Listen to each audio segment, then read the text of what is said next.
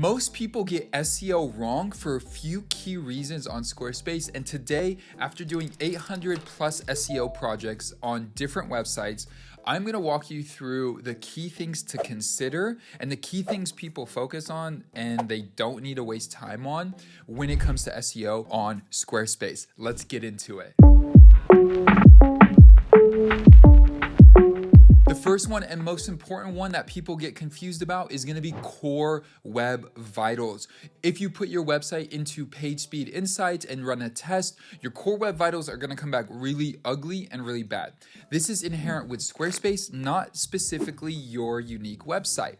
So if you're on Squarespace, your core web vitals are not going to be the best because it's a template and there's quote unquote bloated code that makes the time to load a little bit longer. And honestly, there's nothing you could do to control that. I do have a 20 to 30 minute video that walks through the depths of this and how to consider it, think about it, all of that. But the gist of it is this: there's nothing you could specifically do to adjust core web vitals at any measure that will make significant change to your results.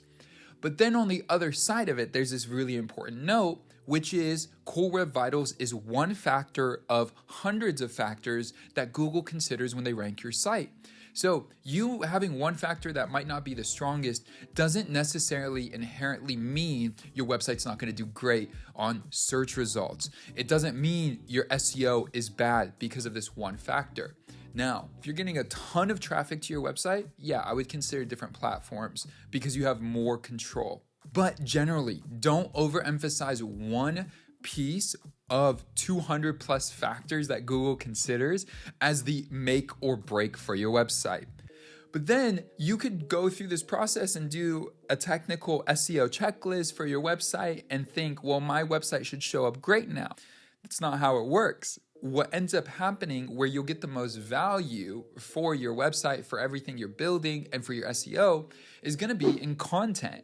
It's going to be in your blog posts. It's going to be in how you structure your site, how you have internal links set up. It's going to be in your user experience. How do people engage with your site? When I land on your site, am I prompt to action or do I want to leave your site? And when I show up on your site, is there enough clarity for me to take action? Honestly, most websites I see from DIYers is that there's not a clear sense of direction. 20 plus years ago, websites were very informational. Today, they're very directional. So the first thing that people get wrong with websites is core web vitals, with Squarespace specifically. They think way too much about it when it is one factor of many. But the side that they should be focused on that often they're not is the long-term game of creating valuable content for people to use. People will visit your site more if the content is valuable. People will visit sites more where they find useful information. People will visit sites more if they're finding answers to their problems. So, to the best of your ability, that's what you want to do in your industry, in your niche, in your world. Whatever product or service or offering that you have, you want to be the go-to expert so that if I land on your website, I know right away that you know what you're talking about in this specific field. I was consulting yesterday with a self-storage expert, top of the game, and I was telling him that the best thing for him to do in terms of building up his website is not just like setting it up, it's creating content that really shows you are the expert in the industry. I mean, when people message us to do website builds, we get a message and they say like they want to compare me and my agency versus another agency. It's a really solid case when I show them that we have a YouTube channel with you guys, thousands of subscribers on it, and then we show them all the videos we've created, and then we show them our website, and we have a blog with a ton of content created. All of that supports that we know what we're talking about. Even though we have the credibility because of the work we've done, the content just supports and satisfies at a higher level than most agencies and teams the ability that, hey, these guys can get it done.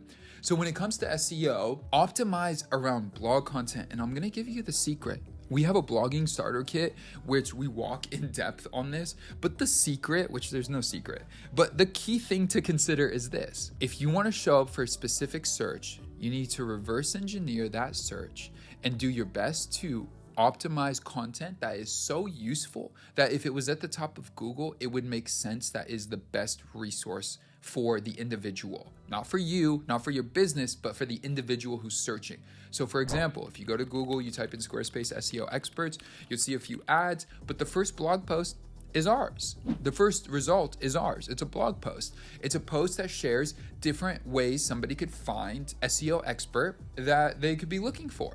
And we've had that ranking for over 2 years now, and it's been optimized just based on this sole fact of understanding SEO, reverse engineering, what are people actually looking for, and then providing that value. And even right now, this is like, I usually charge for this information, but this is strategy that you can use and leverage to build up your business. It's one blog post out of 200 we've created. I didn't know that would be the one, but it's creating content consistently that's really gonna help you maximize SEO, specifically on Squarespace. Especially if you're starting out, you gotta think long-term and you gotta think expertise. How do I show the world that I know this? Even though you can have it all in your brain, you could be the business owner, you can know all of this, you could be the best in your industry, but if it's not online, it's gonna be really hard for people to understand and really know what your skill set is.